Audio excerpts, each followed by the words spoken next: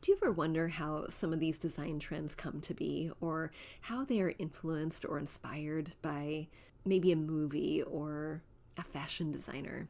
Well, in today's show, I'm going to be breaking down a design trend that is not brand new.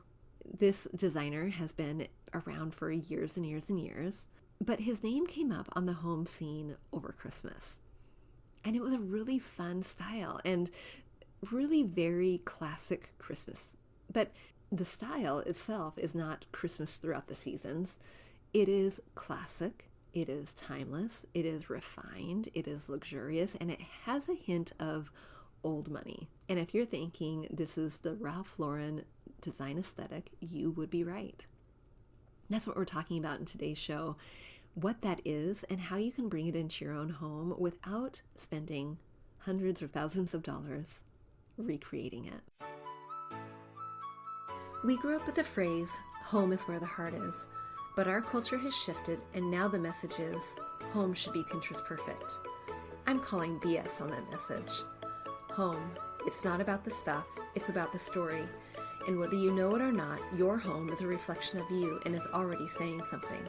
So what is it that you want it to say?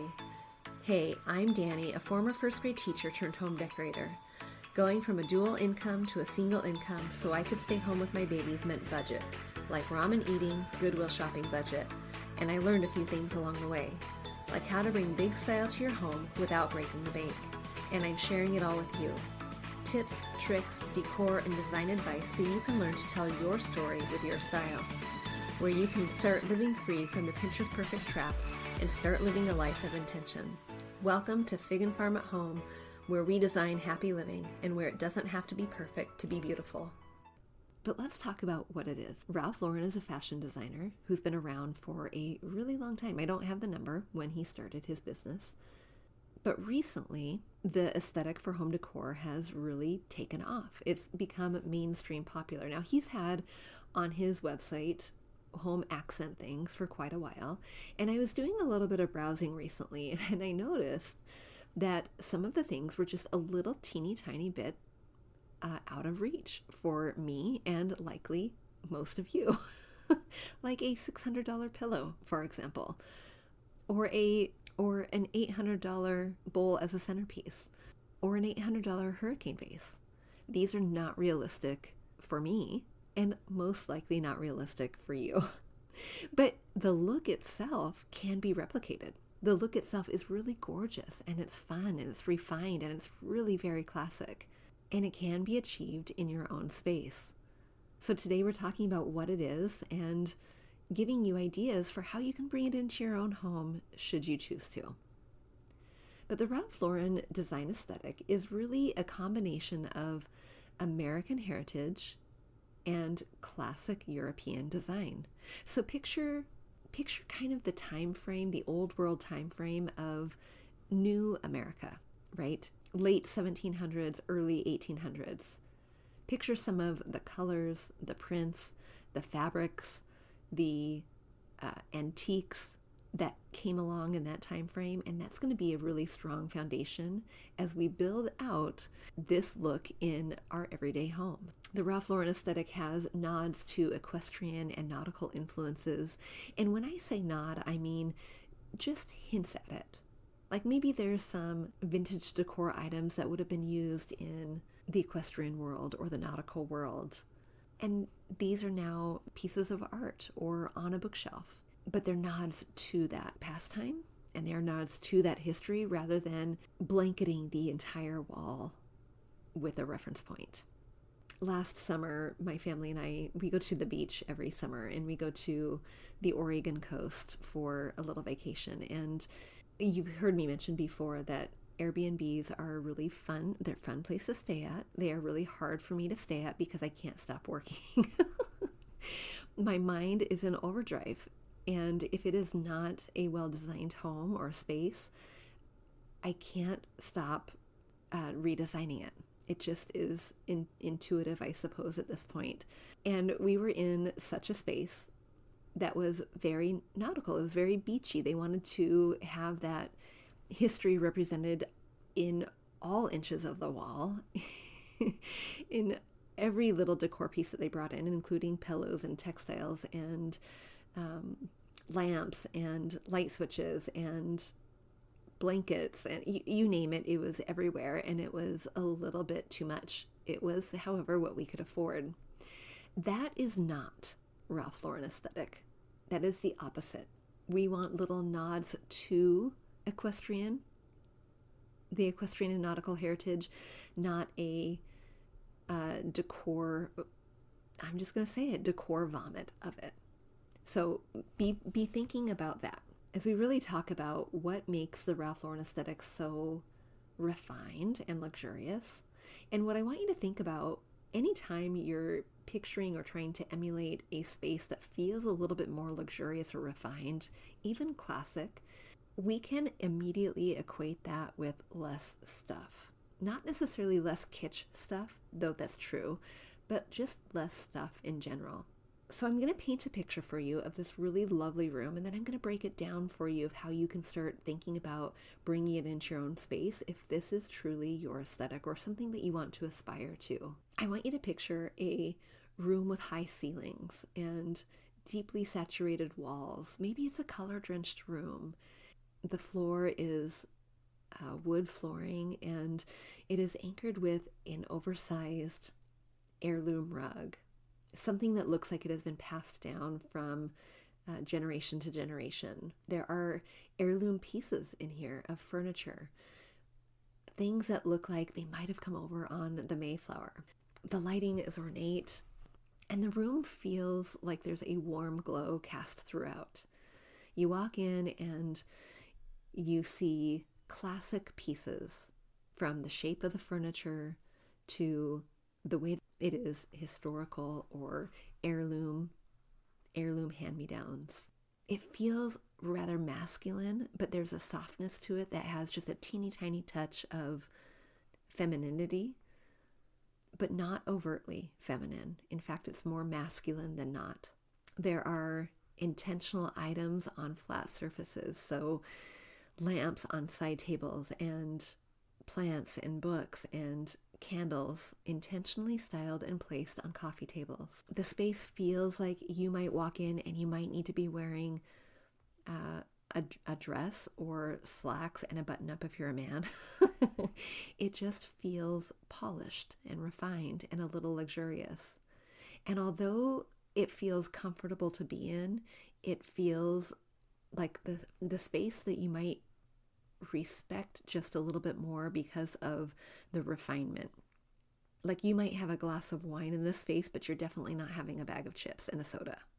So if you have a good picture in your head of what this looks like, now I want to break it down for you in replicating it in your own space and what it takes to create a room that has this Ralph Lauren vibe, this Ralph Lauren aesthetic that feels classic, timeless, refined, luxurious, stately, and that has just a hint and a splash of what feels like old world charm and a little bit of old money. So imagine with me, if you will, I'm going to recreate this room now for you in element by element, detailing the things that you might want to look out for if you want to recreate this in your own space.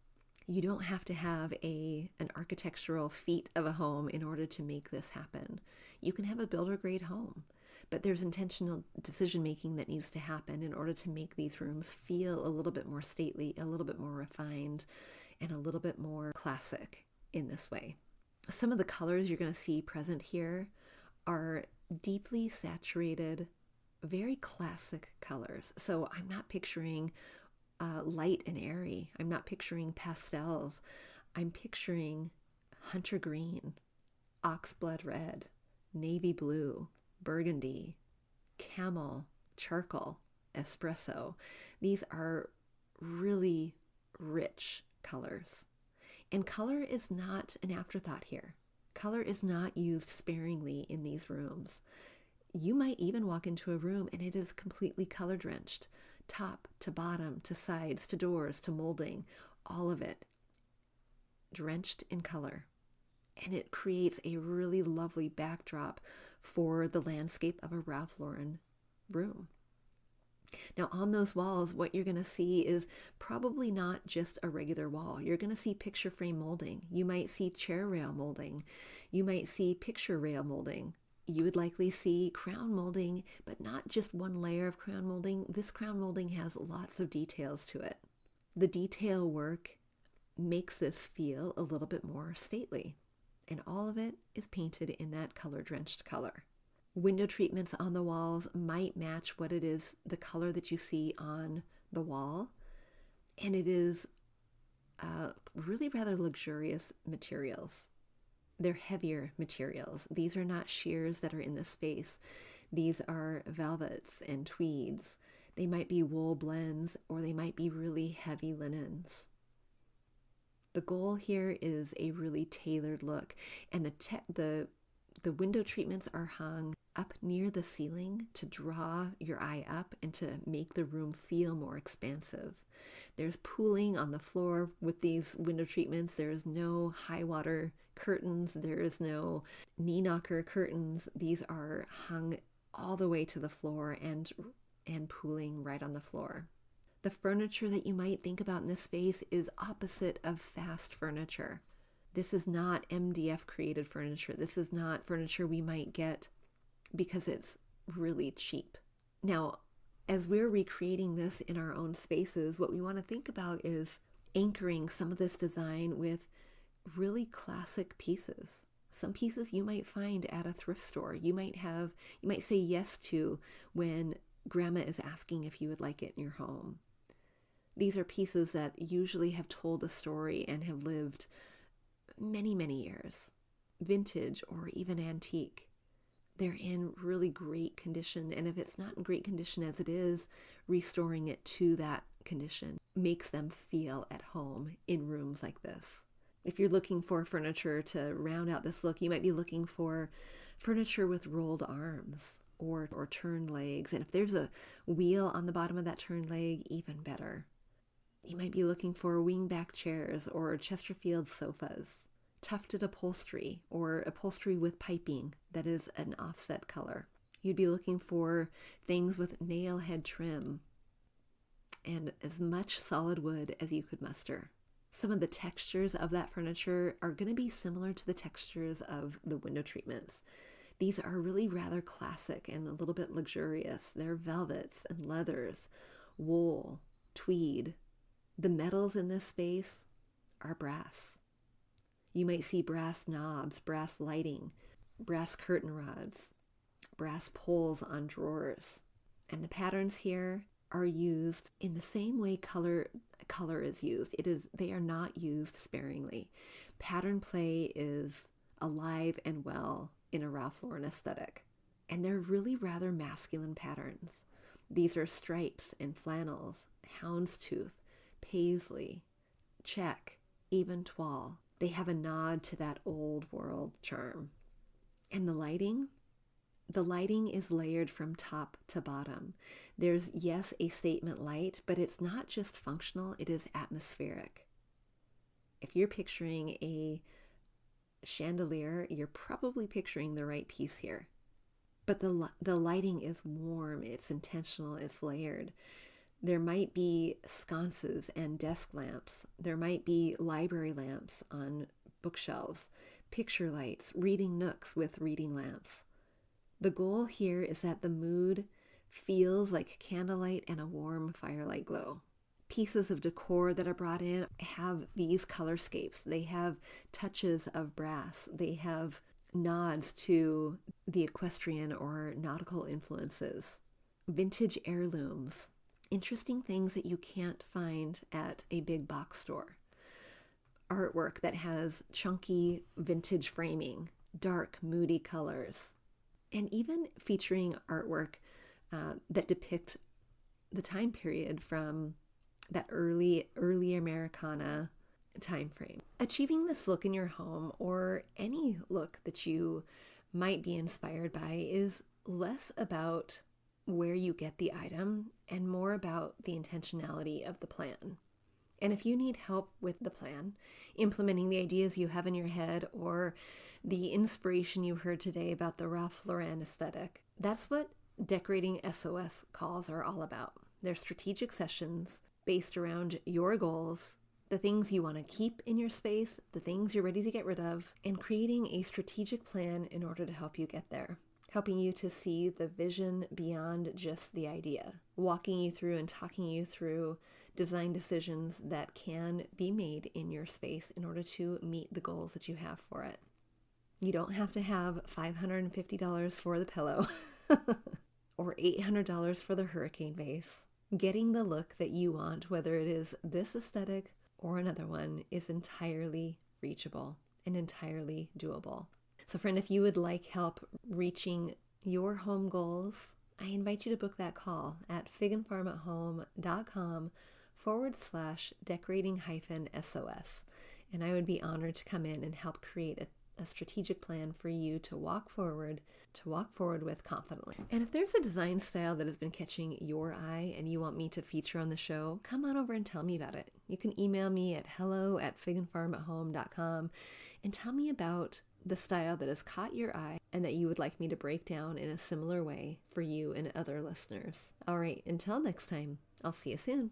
Hey, real quick before you go, if you learned something new or found value in today's podcast, would you head over to iTunes to Fig and Farm at Home and leave a review and subscribe to the show? That would be awesome. And if you'd like to connect with my community of mamas who are learning to be intentional storytellers within their own homes, join us at bit.ly/design101 group. There's always more room at the table. See you soon.